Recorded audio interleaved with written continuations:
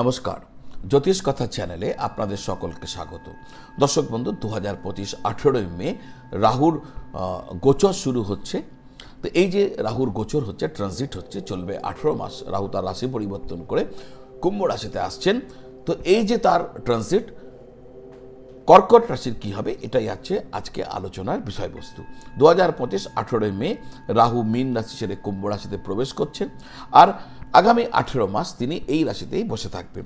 কুম্ভ রাশিকে বলা হয় তার নিজের রাশি। কুম্ভ রাশি যেহেতু শনির রাশি, কিন্তু তা সত্ত্বেও এটাকেই রাহুর ঘর হিসাবে মান্য করা হয়। যেহেতু তিনি তার নিজের ঘরে আসছেন, তাই এখান থেকে তিনি মোস্ট পাওয়ারফুল হয়ে উঠবেন, কারণ তিনি তার নিজের জায়গায় আসছেন, খুব কমফোর্ট হবেন, এবং তিনি তার বলে না, রাহু তার রাজত্ব শুরু হবে, তার শাসন শুরু হবে, তার রুলিং শুরু হবে। দর্শক বন্ধু, স্বাভাবিকভাবে এই যে রাহু মহারাজের যে রাশি পরিবর্তন বেশ কিছু মানুষের জীবনে যথেষ্ট ভালো ফল নিয়ে আসবে, আবার বহু মানুষের জীবনে নিশ্চিতভাবে তেমন কোনো ভালো ফলাফল পাওয়া সম্ভব হবে না। ভালো মন্দ যাই প্রভাব মানুষের জীবনে পড়ুক না কেন, তা নিয়ন্ত্রিত হবে সেই ব্যক্তির জন্মকুণ্ডলিতে বর্তমানে কোন মহাদশা অন্তর্দশা চলছে তার উপর। যদি দশা মহাদশা তার পক্ষে থাকে তাহলে নিশ্চয়ই ভালো হবে, যদি দশা মহাদশা পক্ষে না থাকে তাহলে তেমন কিছু ভালো আশা করা উচিত হবে না, বরঞ্চ সতর্ক থাকতে হবে। এই পরিপ্রেক্ষিতে সাধারণভাবে কর্কট রাশির ক্ষেত্রে কি ঘটনা ঘটতে চলেছে আগামী 18 মাস, তার একটি ধ্যান ধারণা আমি আপনাদের সামনে রাখতে চলেছি। কিন্তু তার আগে যারা আপনারা আপনাদের কুণ্ডলী আমাকে দেখাতে চাইছেন, জন্মপত্রিকা নিয়ে আলোচনা করতে চাইছেন, জ্যোতিষীয় যে কোনো বিষয়ে পরামর্শ পেতে চাইছেন, তাহলে আপনার এই স্ক্রিনের নিচে যে নাম্বার দেওয়া আছে 98304500, ওই নাম্বারে ফোন করে আপনার আগ্রহ প্রকাশ করলে বা হোয়াটসঅ্যাপ করে আগ্রহ প্রকাশ করলে আমার অফিস থেকে যোগাযোগ করে নেবে। কিভাবে, কোথায়, কবে আমার সাথে দেখা করতে পারবেন, বা অনলাইন পদ্ধতির মাধ্যমে টেলিফোন কল বা ভিডিও কলের মাধ্যমে আমার সাথে যোগাযোগ করতে পারবেন, তার ডিটেলস আপনাকে আমার অফিস থেকে বলে দেওয়া হবে। তাহলে যাক মূল আলোচনায়।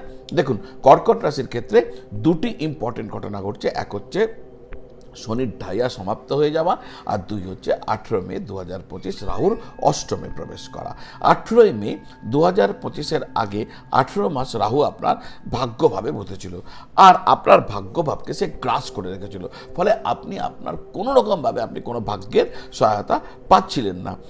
তিনি ওখান থেকে বেরিয়ে এসে অষ্টমভাবে আসছেন, ফলে আপনার ভাগ্যভাব কিন্তু রাহু মুক্ত হতে চলেছে। আপনি যা করতে চাইছিলেন, তা হচ্ছিল না, যা করছিলেন তা সব ভুল হয়ে যাচ্ছিল, কোনো কাজেই ভাগ্যের সহায়তা পাচ্ছিলেন না। এই যে পরিস্থিতি, এই পরিস্থিতি থেকে আপনি এবার বেরিয়ে আসতে পারবেন। পরিবারে, সমাজে, কর্মক্ষেত্রে যে বিরূপ পরিস্থিতির সম্মুখীন আপনাকে হতে হচ্ছিল, যার কারণে হয়তো আপনার মান সম্মান নষ্ট হচ্ছিল, সেই যে পরিস্থিতি, সেখান থেকেও আপনি মুক্ত হয়ে যাবেন বর্তমান সময় যা আসছে সেইখানে। 18 মে এর আগে যে ঘটনা ঘটেছিল, একদিক থেকে শনির ঢাইয়া চলছিল, আর 18 মের আগে যে ঘটনা ঘটেছিল, একদিক থেকে শনির ঢাইয়া চলছিল, অন্য দিক থেকে রাহু আপনার ভাগ্যভাবে বসেছিল। তো কি হচ্ছে, শনির ঢাইয়া 29 মার্চ সমাপ্ত হয়ে গেছে, আর রাহু আপনার ভাগ্যভাবকে মুক্ত করে ভাগ্য যে গ্রাস করে রেখেছে সেটাকে ছেড়ে দিয়ে তিনি 18 মে চলে আসছেন। ফলে নিশ্চিত রিলিফ পেতে চলেছেন। কিন্তু এটাও মনে রাখতে হবে, রাহু কিন্তু অষ্টমে আসছেন। তো অষ্টম ঘর তো কোনো একটা ভালো ঘর না, ফলে কিছু সমস্যা কমতে পারে, আর কিছু ক্ষেত্রে সমস্যা আবার দেখাও দিতে পারে। বাবার স্বাস্থ্য আপনার ভালো থাকবে। যদি কোনো সমস্যা বাবাকে নিয়ে ভোগ করছিলেন, তাহলে সেই সমস্যা থেকে আপনি মুক্ত হয়ে যাবেন এই সময়কালে। ভাই বোনদের সাথে সম্পর্ক আপনার যথেষ্ট ভালো থাকবে। যাদের পেটের কোনো সমস্যা চলছিল, এই সমস্যার সমাধান হয়ে যাবে। কিন্তু সাধারণভাবে স্বাস্থ্য সমস্যা আপনাকে বিব্রত করতে পারে। স্বাস্থ্যক্ষেত্রে আপনাকে সতর্ক থাকতে হবে। কোনো রকম সংক্রমণ ঘটার যথেষ্ট সম্ভাবনা রয়েছে। উপযুক্ত চিকিৎসকের পরামর্শ সদা নেওয়া আপনার উচিত কর্তব্য হবে। ছাত্রছাত্রীদের জন্য সময় ভালো হতে চলেছে। আপনাকে শ্বশুর বাড়িকে কেন্দ্র করে কোনো সমস্যা আপনার দিকে আসতে পারে, কোনো চাপ আপনাকে নিতে হতে পারে, বা কোনো দায়িত্ব শ্বশুর বাড়িকে কেন্দ্র করে আপনাকে নিতে হতে পারে। ফাটকা বা শেয়ার বাজার ইত্যাদিতে বিনিয়োগের ক্ষেত্রে নিজের হাতকে বেঁধে রাখুন। কোনো রকম বিনিয়োগ এই সময়কালে করবেন না। কিন্তু যারা প্রচুর অভিজ্ঞ এই ক্ষেত্রে ওয়াকিবহল, তারা করতে পারেন। হঠাৎ অর্থপ্রাপ্তির যোগ কিন্তু সম্ভাবনা কিন্তু রয়েছে। ইনহেরিটেন্স থেকে লাভ পেতে পারেন, অর্থাৎ পৈতৃক পিতার থেকে বা মামার বাড়ি থেকে কোনো জায়গা থেকে ইনহেরিটেন্স থেকে লাভ পেতে পারেন। যদি কোনো মামলা মোকদ্দমা পিতাকে পৈতৃক সম্পত্তি নিয়ে কোনো বাদ বিপদ চলছিল, তা সুরাহা হয়ে যেতে পারে। দুম করে করে হঠাৎই কোনো টাকা আপনার হাতে চলে আসতে পারে। জ্যোতিষ তন্ত্র মন্ত্র এই সমস্ত কিছুর প্রতি আপনার আকর্ষণ বাড়তে পারে, শুধু আপনাকে খেয়াল রাখতে হবে যাতে আপনি কোনোভাবে প্রবঞ্চিত না হন। এই যে পুরো আলোচনা, এই আলোচনার নিষ্কর্ষ হচ্ছে এতদিন আপনার শনিদেবের ঢাইয়া চলছিল আর ভাগ্যভাবে রাহুর অবস্থান চলছিল, ফলে ভাগ্যভাব একদম বিপর্যস্ত হয়ে গেছিল। 29শে মার্চ শনিদেবের রাশি পরিবর্তনের কারণে ঢাইয়ার প্রকোপ শেষ হয়ে গেছে। 18ই মে রাহু ভাগ্যভাব ছেড়ে অষ্টমভাবে যেই ঢুকে যাবেন, ভাগ্যরও কিন্তু রাহু মুক্তি ঘটে যাবে।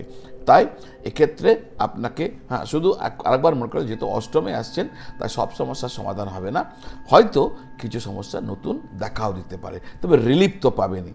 এই যে ঘটনা, এই যে সিচুয়েশনস, এর জন্য কি উপায় করবেন? উপায় কি?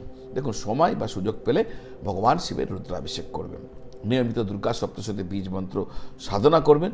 যদি এই সময়কালে প্রতিদিন আপনি অভ্যাস করেন তা আপনার জন্য রামবাণ উপায় হবে। নিয়মিত দুর্গা সপ্তশতী বীজ মন্ত্র সাধনা ঋষি মার্কণ্ড দ্বারা রচিত মার্কেন্ডীয় পুরাণে এই বীজ মন্ত্র সাধনার বিশেষ উল্লেখ রয়েছে। এর গুরুত্ব কী, এর মাহাত্ম্য কী, এই নিয়ে আমি একটি ভিডিও লিঙ্ক আমি ডেসক্রিপশন বক্সে দিয়ে রাখছি, প্রয়োজনে এটাকে একটু ক্লিক করে দেখে নেবেন। দুর্গা সপ্তশতী নিয়ে অনেক কিছু জানতে পারবেন। তো আজ এই পর্যন্ত। কন্টেন্ট ভালো লাগলে চ্যানেলটি যারা সাবস্ক্রাইব করেননি, আমার বিনম্র নিবেদন চ্যানেলটি সাবস্ক্রাইব করে বেল আইকন প্রেস করে দেবেন। আত্মীয় বন্ধুবান্ধবদের সাথে ভিডিও শেয়ার করবেন, তাদের তথ্য কাজে লাগতে পারে। লাইক করবেন, কমেন্ট করবেন। আপনারা সকলে ভালো থাকবেন আর সকলকে খুব খুব ভালো রাখবেন। নমঃ শিবায়।